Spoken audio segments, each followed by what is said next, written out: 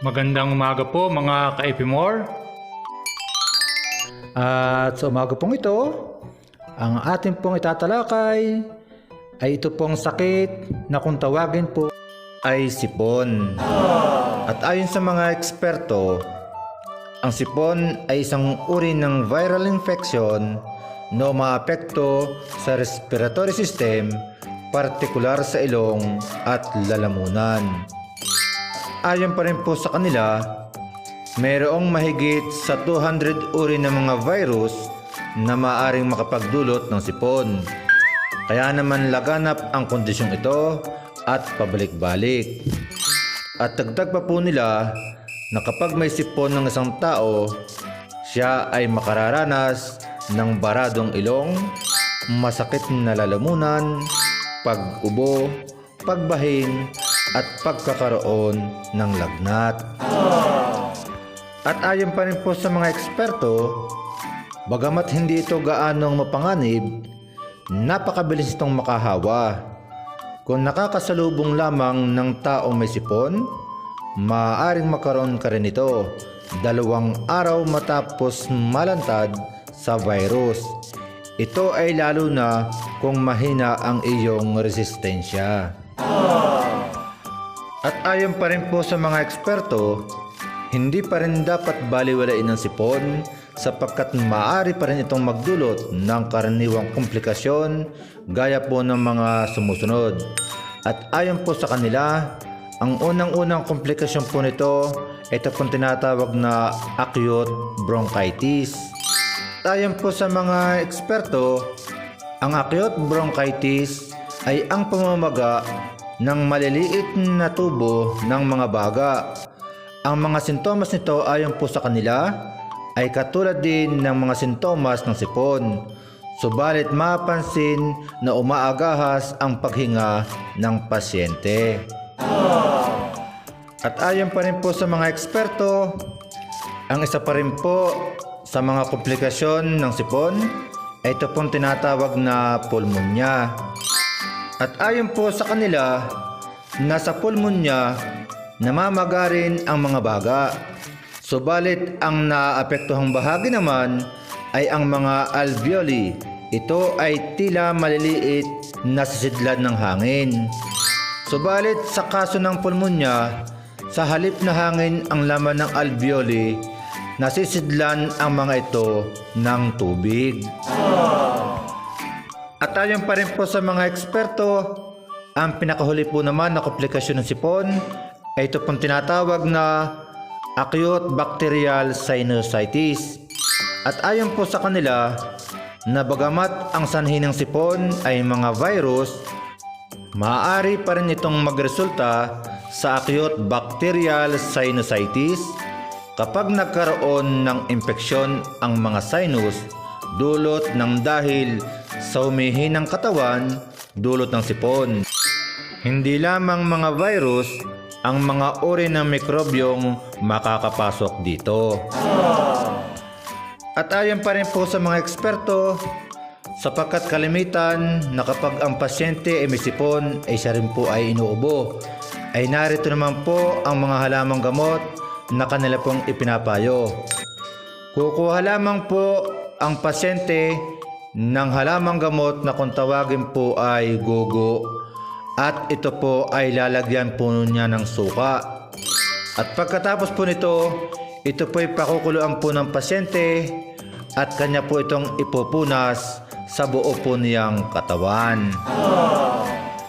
At ayon pa rin po sa mga eksperto, narito po naman ang pangalawang halamang gamot na siya pong gagamitin ng pasyente kapag po siya ay may sipon.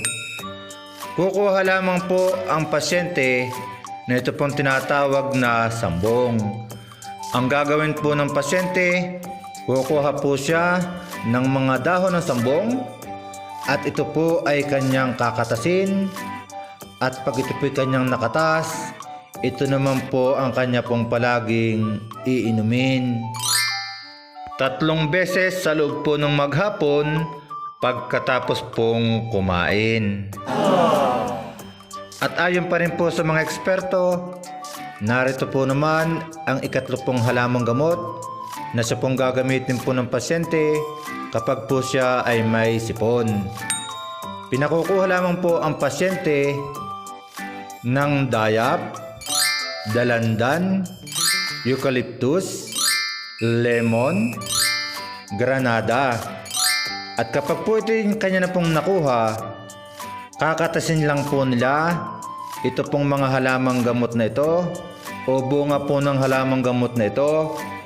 At ito po ay kanya pong lalahukan ng pulot pukyutan, yung pong purong pulot. At pagkatapos po na ito po'y paghaluin, iinumin naman po ito ng pasyente kada 2 oras.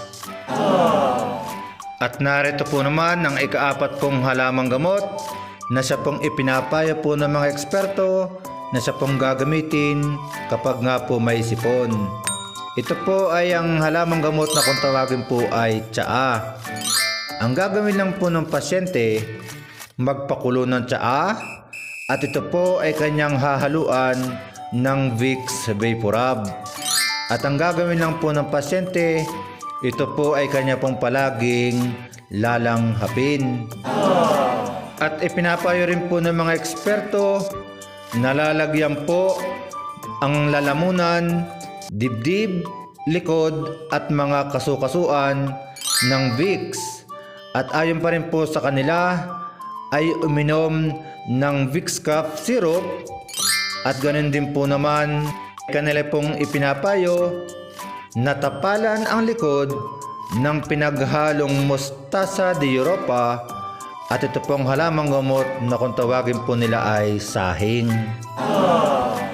At ayon pa rin po sa mga eksperto, ang isa po naman na mabisa rin pong gamot sa sipon ay ang pag-inom po ng maligamgam na tubig. Sapagkat ang pag-inom daw po ng maligamgam na tubig ay nakatutulong po naman para po mapainit po ang baga. Kaya po sa mga nauna po naman natin na na-video, na italakay na po natin ang gamot po sa pulmonya na kalimitan kapag po ang tao po ay nakakasakit nga po sa pulmon ay humihina po ang kanyang baga. Kaya po ang unang-una po na pinapayo po ng mga eksperto ay kinakailangan lang po na ibilad nga po ang ating pong likod sa umaga, sa araw. Yung pong oras na mga 7 to 8 po ng umaga ay ibibilad lang po natin ang ating likod sa araw ng mga 20 to 30 minutes. At malaki po na itutulong po nito para po sa ating baga. Kaya po kalimitan nga po kapag po tayo ay meron pong sipon ay napapasukan po ng lamig ang ating pong baga. Kaya po napakahalaga na tayo po ay magpainit sa araw. Ganon din po naman ay pong nauuna po natin na na-video na tungkol po naman sa pag-inhale-exhale process. Kaya po napakahalaga rin po nito na ipinapayo po ng mga eksperto kapag po tayo po ay may sipon na nauwi nga po sa pulmonya. Kinakailangan lang po na ang pasyente ay uupo po ng tuwid sa isa pong bangko na kahoy at isasandal nga lang po natin ang ating pong likod. Pagkatapos po nito ay papatong po natin ang ating pong 2 kamay sa ating pong 2 hita at hihigo po tayo ng hangin gamit po ang ating ilong ng mga 5 segundo at ito po naman ay ating pong patitigilin sa ating baga o hindi po muna tayo hihinga ng mga 5 hanggang 10 rin pong segundo at pagkatapos po naman ay i-release po naman natin ang ating hangin o paghinga na gamit naman po ang ating bibig ng mga 5 rin pong segundo. Ito po ay napakahalaga sapagkat ang paghigo po ng hangin at pananatili naman po ng hangin sa loob ng baga ay nakapagpapalakas po ng ating baga. Kaya nga po kanila pong ipinapayo ito pong inhale and exhale process na siya pong isang susi para po magpalakas ng baga ng isang tao. At kung dumating naman po sa punto na ang sipon po natin ay nauwi na nga po sa sinusitis, ay meron naman po tayong naunang na-upload na video ng mga halamang gamot na atin pong gagamitin. Ay atin lang pong panoorin yung pong atin pong naunang upload na may pamagat po na pinakamabisang gamot sa sinusitis, at lahat po ng halamang gamot ay naroroon. So, mulit-muli, inyo pong sanang subscribe ang aking pong YouTube channel, and then share and like. Ganun din po, huwag niyo pong kalilimutan na i-click po ang notification bell para po kayo ma-update sa lahat ko pong i-upload na mga videos. Kaya po sa ating pong lahat, sundin lang po natin ang ipinapayo po ng mga eksperto, at palagi nyo pong panoorin ang mga video po kay Epimore YouTube channel, at sagot ko po ang inyong kalusugan gamit po ang mga herbal at mga natural na paraan. Maraming salamat po.